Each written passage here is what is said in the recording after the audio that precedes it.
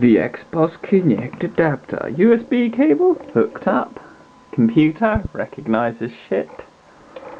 Now to get the 12 volts to it. I'm also going to do a few other little preliminary tests, make sure that they're common grounds and whatnot. See you in a bit. Okay, I've got my camera balanced on a glue stick. But this seems to show why the Kinect has its issues. You watch some of my movements and how the Kinect's reacting to it. This seems to explain some of the issues people have with the whole motion control thing. As you can see, it's connected and doing shit on the camera. And I can do these silly little dances that you can see and basically compare it to how the Kinect reacts. Get the folding round and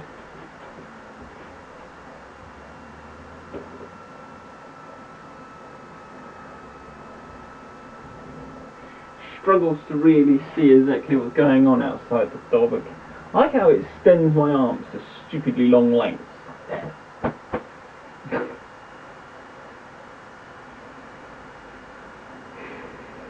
But still, this is all in software, and these are essentially example programs that can probably do better tracking than that, because you've also got the coloured in variant.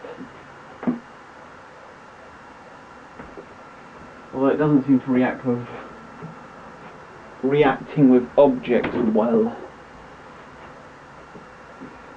as shall be demonstrated.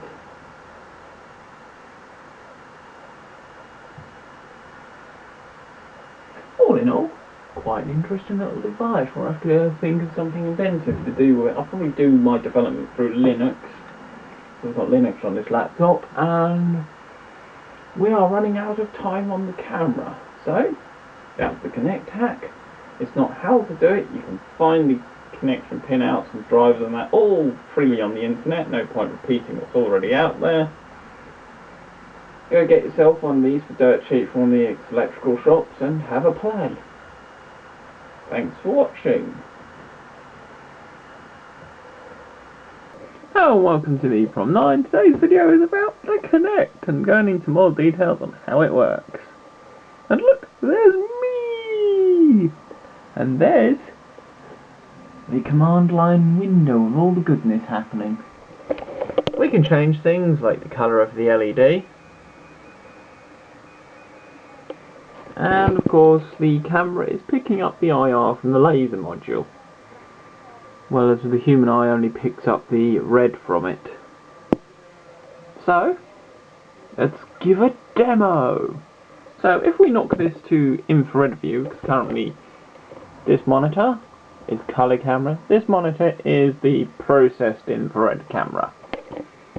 Because that little filter there filters out the visible light, but not the IR as such, whereas that one will have the IR filter.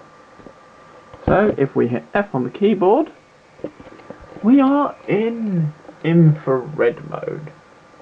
And you may notice something here.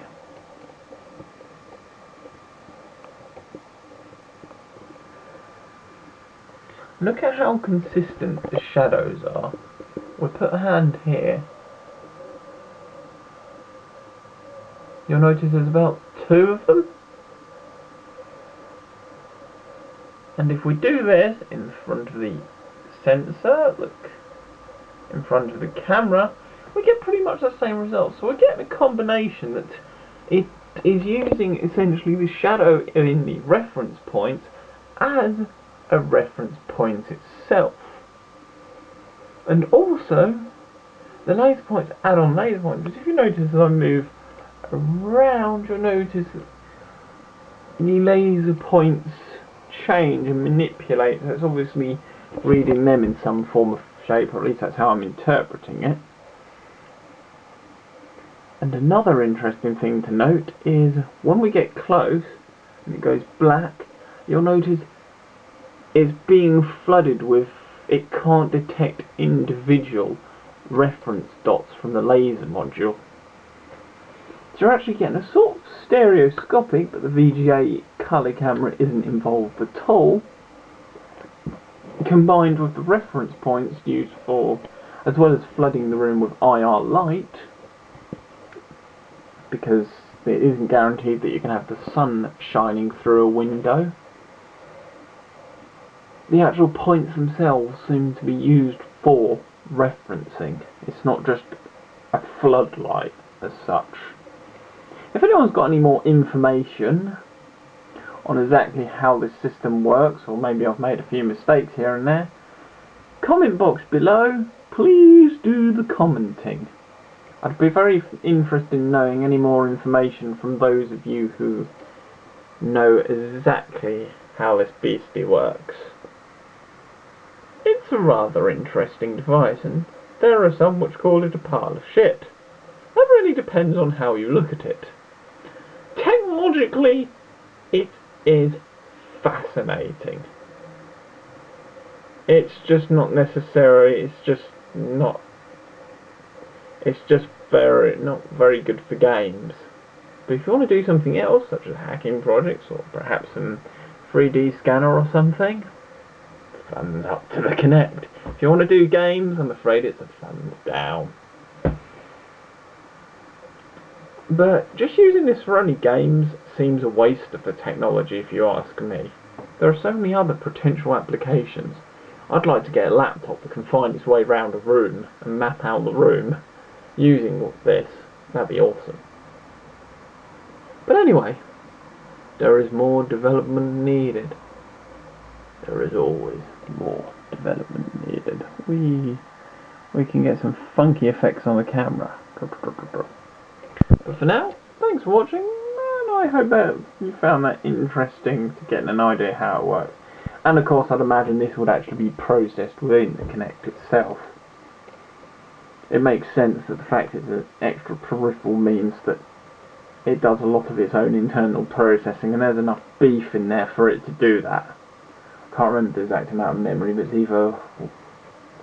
I think it's 128 meg, I can't remember. Anyway, thanks for watching. One thing I also forgot to notice, as you change distance, the colours change. Or in the BW mode and the actual Xbox output and that. The other thing, it goes BW lighter and whatnot. But it's kind of cool. And you got a shot of me scratching my nuts. Lovely.